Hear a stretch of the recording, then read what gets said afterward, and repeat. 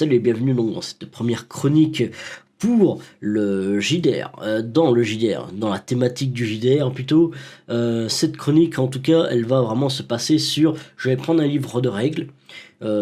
Forcément c'est un livre de règles que j'ai acheté et que j'ai déjà lu et relu dans tous les sens, et je vais en donner un avis concret en tant que joueur et non pas simplement en tant qu'éditeur ou journaliste, dire ben voilà il a été édité à tel moment avec telle maison, etc.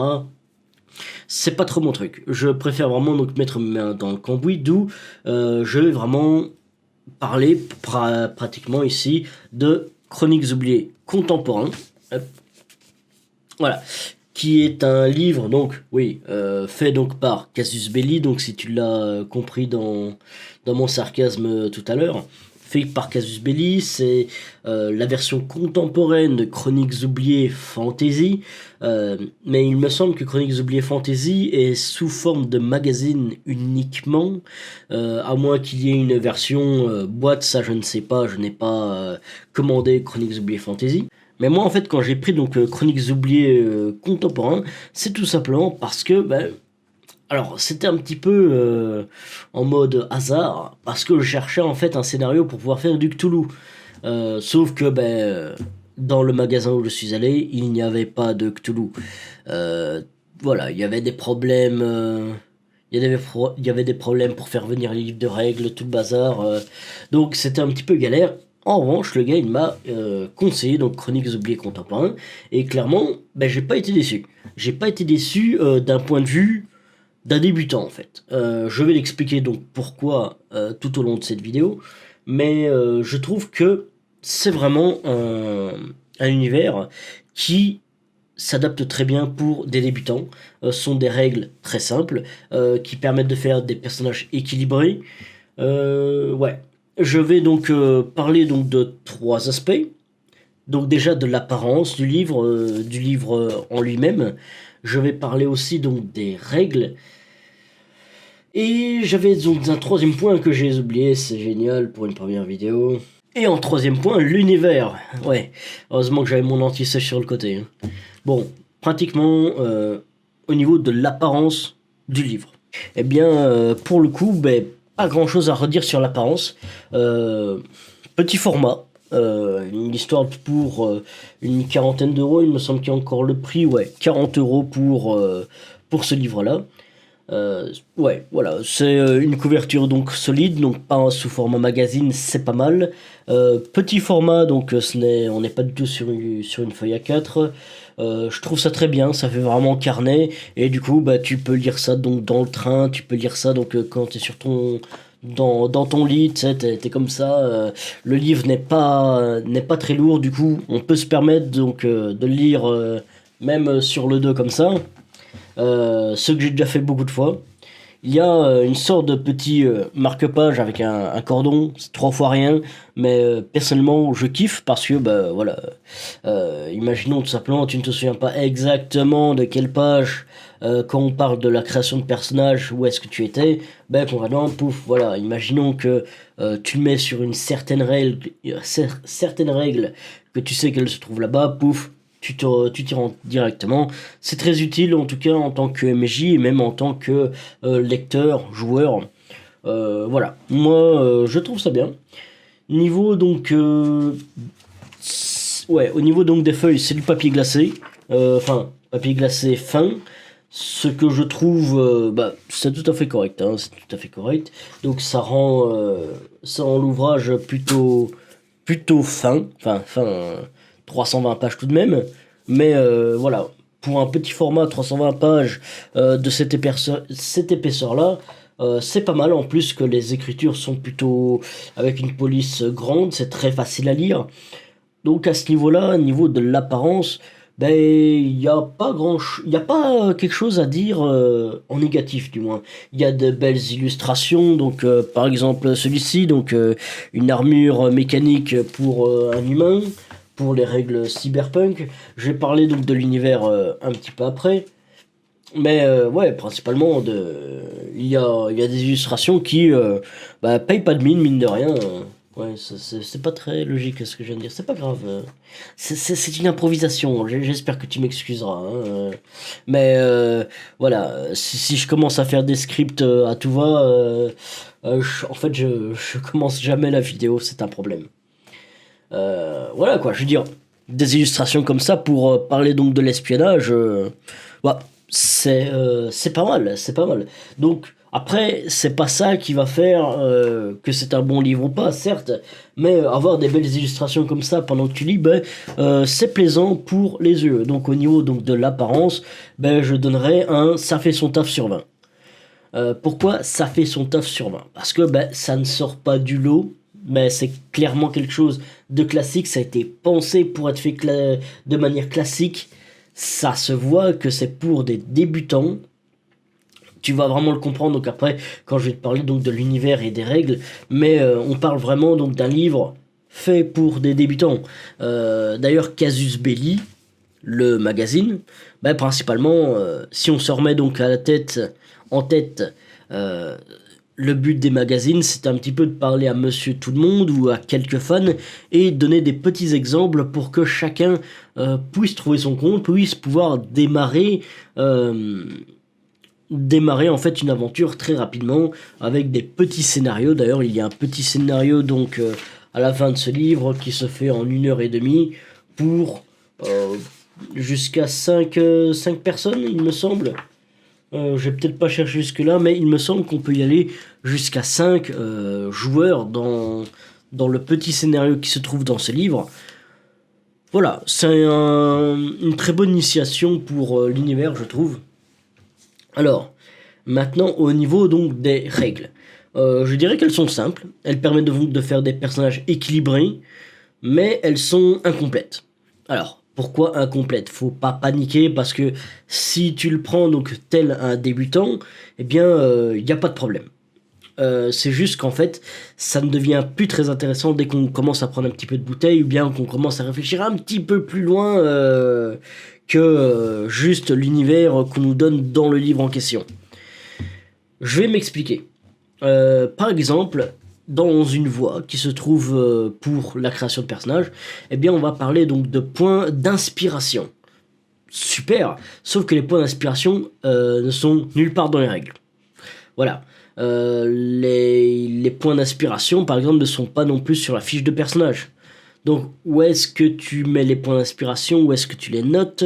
Voilà. Moi, c'est des trucs, des petits détails comme ça. Il y en a plusieurs, hein, mais c'est pas dérangeant pour jouer. Parce que concrètement, bah, tu dis, bah, voilà, bah, il n'y a pas les règles pour les points d'inspiration. Je ne mets pas de points d'inspiration. Point barre. Ça, c'est la solution classique. L'autre solution serait donc d'aller voir, parce que vu qu'il y a Chroniques oubliées Fantasy, évidemment, en fait, ils ont pris des petits morceaux donc de Chroniques oubliées Fantasy qu'ils ont juste tapé dedans, j'ai l'impression. Sauf que ben, toutes les règles ne s'accommodent pas avec les parties fantasy. Et ça se voit qu'ils ont principalement essayé donc de toucher à tout, mais en touchant à tout, on n'est pas forcément expert. Mais après tout, ce n'est pas ce que nous demandons au livre. Le livre, c'est juste quelque chose pour être débutant. C'est juste dommage que ce n'est pas assumé à 100%. Mais en soi, si je dois parler vraiment en tant que MJ ou joueur débutant, c'est parfait. C'est parfait pour débuter quelque chose. Ça donne des personnages équilibrés, il y a des règles, c'est assez cadré pour ne pas se perdre. À ce niveau-là, c'est cool. C'est cool. Il y a vraiment donc des règles pour tout, pour l'équipement, pour les dégâts, pour la magie. Ça va bien. Quoique pour la magie, c'est vrai que bah, on voit bien qu'il faudrait peut-être un petit supplément avec Chroniques oubliées Fantasy parce que alors, ça se voit que il manque quelque chose. Il manque un petit quelque chose pour les principes de magie, même si la magie de toute façon n'est pas dans tous les univers proposés. Et justement, donc on va parler donc des univers. Les univers principalement, on va retrouver, du moins dans ce que le livre propose, voilà, dès le chapitre 3, en fait, on va commencer à parler d'épouvante. Épouvante, qu'est-ce qu'on entend par épouvante? Ben, tout ce qui est un petit peu récit d'horreur, Cthulhu, tu vas pouvoir y mettre à peu près ce que tu as envie, mais on va parler très souvent de Cthulhu, de créatures Lovecraftiennes, de tous ces trucs tentaculaires qui vont tout simplement te manger le cerveau sans que tu ne puisses rien y faire en tant qu'humain. Euh, Toujours des illustrations en fait. Voilà, ça te donne bien le. Ce sont des belles illustrations, mais je sais bien que cette illustration-là a été reprise dans Chroniques oubliées Cthulhu, donc fait vraiment pour du Cthulhu, donc c'est. On voit très bien que la partie épouvante, bien que c'est généraliste de dire épouvante, ben, ça a été vraiment pensé pour du Cthulhu. D'ailleurs, juste après, il y a des illustrations de Cthulhu. Voilà, on ne se voile pas la face. Tu veux jouer donc les parties épouvantes, c'est pour du Cthulhu. Il y a la partie pulp, donc la partie un petit peu Indiana Jones, où là justement il y a quelques règles pour la magie, mais c'est pas ouf. C'est vraiment pas ouf. Euh, Ouais, les règles additionnelles pour la partie pulp, en tout cas, elles sont beaucoup plus sympas à utiliser quand tu es un simple aventurier plutôt, donc quand tu es un investigateur plutôt que un magicien. Euh, ouais, je trouve ça beaucoup plus sympa dans le pulp en tout cas de dire, ben voilà, tu vas te confronter à un petit peu de magie, un petit peu voilà, tout ce qui est cultiste, des fous, tout simplement euh, ouais, c'est ça, des personnages que tu peux rencontrer dans Cthulhu, mais peut-être moins exagéré. On est plus sur on va trouver donc une énigme, on va trouver un trésor, etc. Tout en combattant donc des gens qui sont un petit peu bizarres. Il y a un petit peu de surnaturel qui rentre en compte. Ça, c'est le pulp. Et ben, mis à part donc la partie magie, comme je le dis, que je critique beaucoup dans ce livre, eh bien le reste, je trouve ça plutôt correct. Plutôt correct. Après, ça, c'est au MJ donc de pouvoir définir son univers, son scénario, etc. quoi. Sinon, mis à part ça, si vous êtes fan donc de Walking Dead, eh bien il y a une partie zombie. Voilà, donc la partie donc zombie, je suis pas fan donc de la partie donc zombie personnellement, bien que je regarde The Walking Dead, etc. Mais la partie zombie, je sais pas, c'est juste pas mon trip dans le JDR. Cette partie de d'être tout simplement bon. Si tu me mets en fait face à du Cthulhu, je veux bien être désarmé totalement, mais face à des zombies et d'être plus ou moins survivaliste, ouais, je ne suis pas forcément très fan, donc je ne pourrais pas dire ce que je ne pourrais pas dire donc d'avis concret en tant que joueur là-dessus, mais de ce que je vois donc au niveau des règles, on va vraiment parler de règles additionnelles telles que les molotovs ou bien le fait de viser la tête fait que, ou bien il y a différents types de zombies, vraiment la The Walking Dead. Donc à ce niveau-là, donc si les zombies vous intéressent, eh bien il y a une partie donc scénario qui est là pour les zombies. Après il y a l'espionnage. Personnellement, je n'ai jamais joué donc de JDR donc avec de l'espionnage.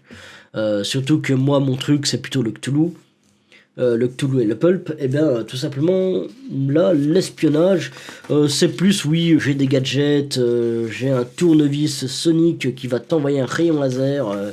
D'ailleurs un petit peu dans les gadgets et équipements on voit très bien la femme qui se protège donc avec le parapluie tout en lançant en fait un rayon laser avec son petit stylo tout en envoyant en fait quelques données. Bon, je sais, voilà, j'ai quelques doutes sur le réalisme.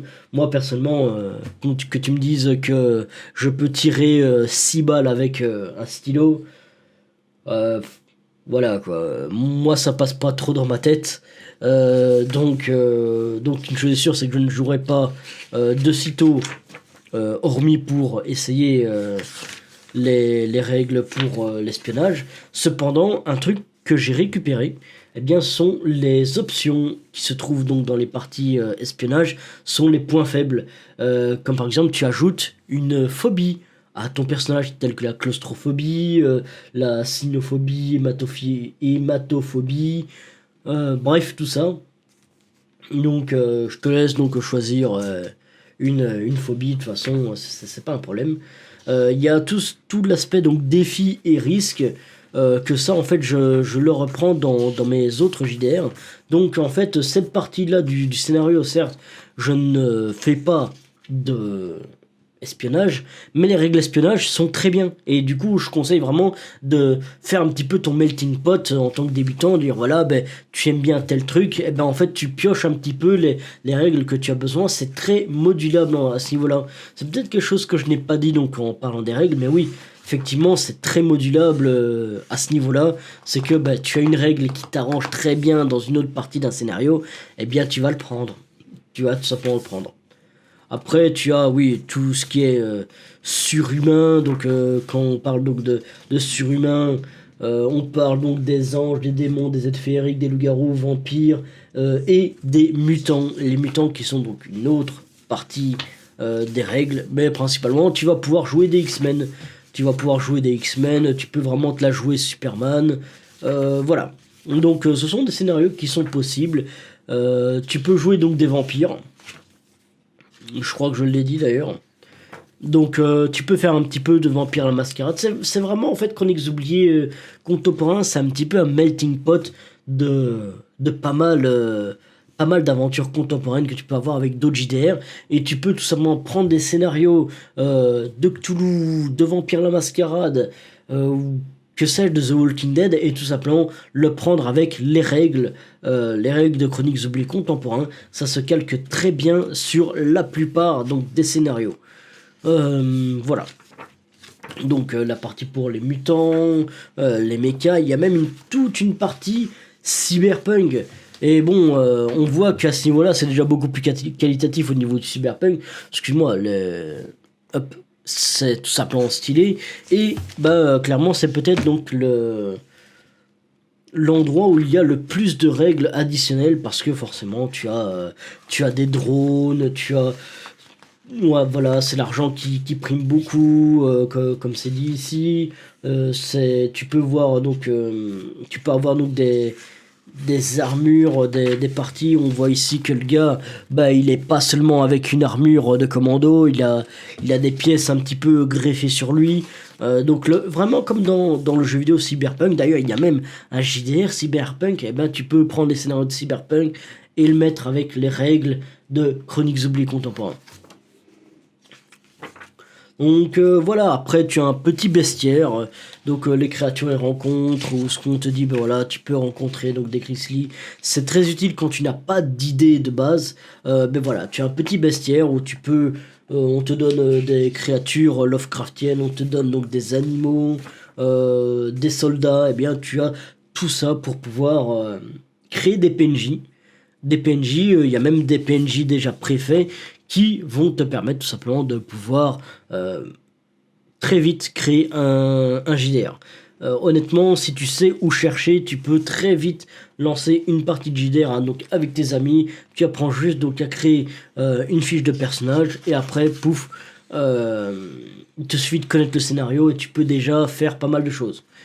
À partir du moment en fait où tu comprends le principe des voix, eh bien, ouais, je peux dire que en 1 ou 2 heures de temps, tu peux très bien lire les règles et commencer déjà un scénario si tu es déjà un petit peu plus expérimenté.